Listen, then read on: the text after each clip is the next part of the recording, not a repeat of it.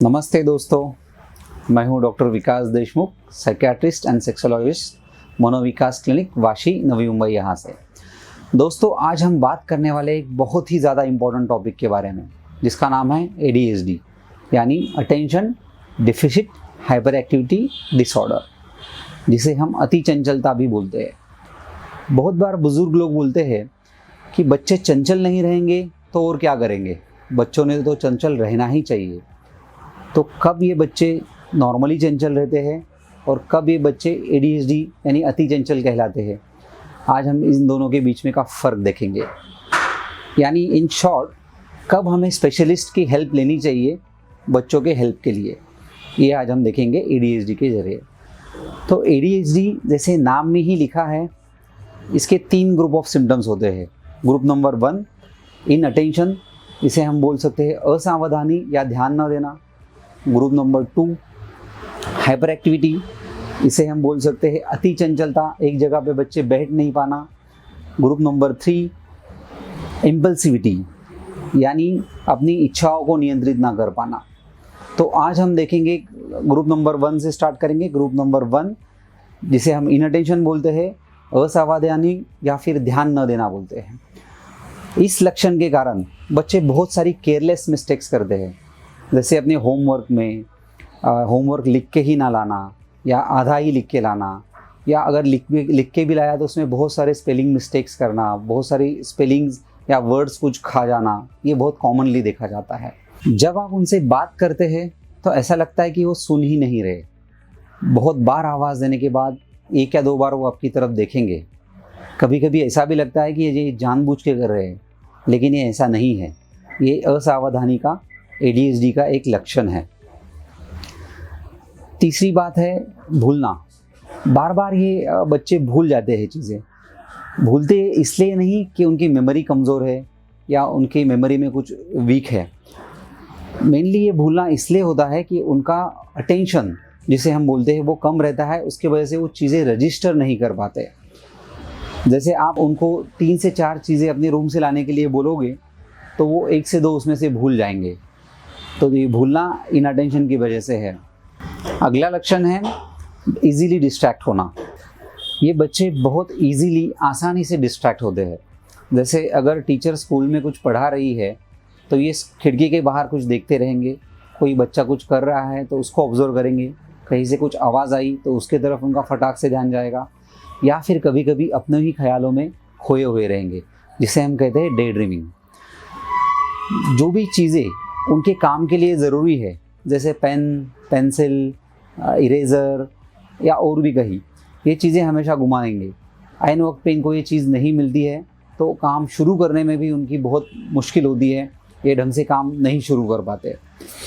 किसी काम में अगर ज़्यादा अटेंशन का ज़रूरत है तो ऐसे ज़्यादा अटेंशन वाले काम वो हमेशा टालते हैं। अगर चालू भी करेंगे, शुरू भी करेंगे तो वो कंप्लीट नहीं कर पाएंगे। जैसे ड्राइंग चालू करके आधा ही ड्राइंग रख देना, पेंटिंग आधा ही करके रख देना, कोई खेलने की चीज़ है, कुछ कंस्ट्रक्शन का सामान है तो आधा ही बना के उसको रख देना।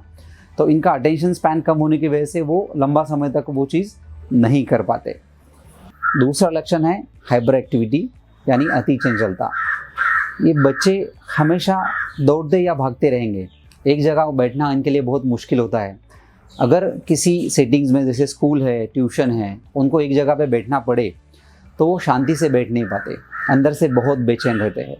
वो अपने हाथों से खेलते रहेंगे, उंगलियों से खेलते रहेंगे।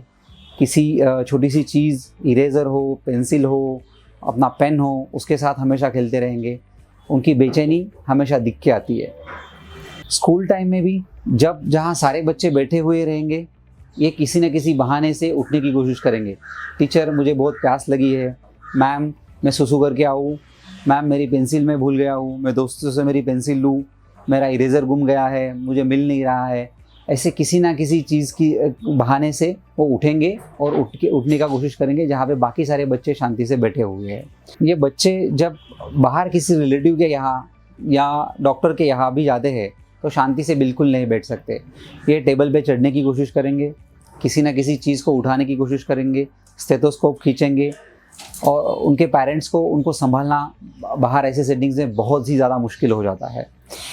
यहाँ तक कि अगर उनके पेरेंट के साथ कोई बात भी कर रहा है तो वो शांति से बात भी नहीं करने देंगे। तो जब हम उनके साथ उनके पेरेंट्स से हिस्ट्री लेते हैं तो बहुत बार बच्चों को कुछ ना कुछ खेलने के लिए देना पड़ता है, कहीं ना कहीं व्यस्त रखना पड़ता है, तो ही हम पूरा हिस्ट्री उनसे ले सकते हैं। नहीं तो वो बात करते हुए बीच में ही अपने सवाल पूछेंगे, बीच में ही अपनी बात तोड़ के खुद ही ज़्यादा बात करने लगते हैं। तीसरा ग्रुप ऑफ सिम्टम्स है इम्पल्सिविटी। इम्पल्सिविटी यानी अपनी इच्छाओं को नियंत्रित ना कर पाना। इसमें जैसे अगर टीचर या कोई और भी सवाल पूछता है तो उनका सवाल पूरा होने से पहले ही ये जवाब देंगे। बहुत बार वो जवाब ऑब्वियसली गलत भी होता है। खेलते हुए या कहीं क्यू में अगर खड़ा रहना पड़ा तो भी वो अपना टर्न का बिल्कुल वेट नहीं कर पाएंगे। जैसे खेलने में अगर टर्न्स है तो वो अपना टर्न्स आने से पहले ही उनको बैटिंग या उनका जो भी पसंदीदा गेम का हिस्सा होगा वो उनको चाहिए रहता है। इसकी वजह से उनके काफ़ी बच्चों के साथ झगड़े भी होते हैं। वो ग्रुप एक्टिविटीज़ में, ग्रुप प्ले में पार्टिसिपेट नहीं कर पाते हैं और धीरे धीरे ये सोशली आइसोलेट भी हो सकते हैं, क्योंकि बाकी बच्चे फिर इनके ऐसे बर्ताव की वजह से उनके साथ खेलना पसंद नहीं करते। अगर दो लोग बात कर रहे हो तो वो बीच में ही उनकी बात डालेंगे। वो दो लोग उनकी बात ख़त्म होने का वेट नहीं करेंगे, वो उनकी बात तोड़ के बीच में ही बोलना चालू कर देते हैं। हाइपर एक्टिविटी जनरली बॉयज़ में होता है और इनअटेंशन जनरली गर्ल्स में। कभी कभी बच्चों में हाइपर एक्टिविटी नहीं रहती है, सिर्फ इनअटेंशन रहता है, जिसमें बच्चे शांति से ध्यान नहीं दे पाते हैं। इसको हम बोलते हैं attention deficit disorder. Hyper activity निकाल देते हैं। ये जनरली गर्ल्स में ज़्यादा होता है। जनरली ये सिम्टम्स 2 सेटिंग्स में होने चाहिए, एक स्कूल, क्लास या फिर होम।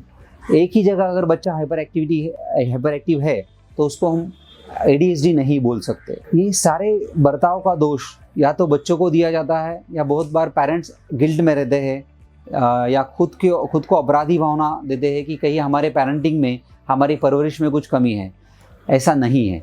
एक इलनेस है और इसमें हेल्प अवेलेबल है और आपके बच्चों को हेल्प देना ये उसका हक है। धन्यवाद दोस्तों। मैं आशा करता हूँ कि आपको ये सारी इन्फॉर्मेशन काम में आए।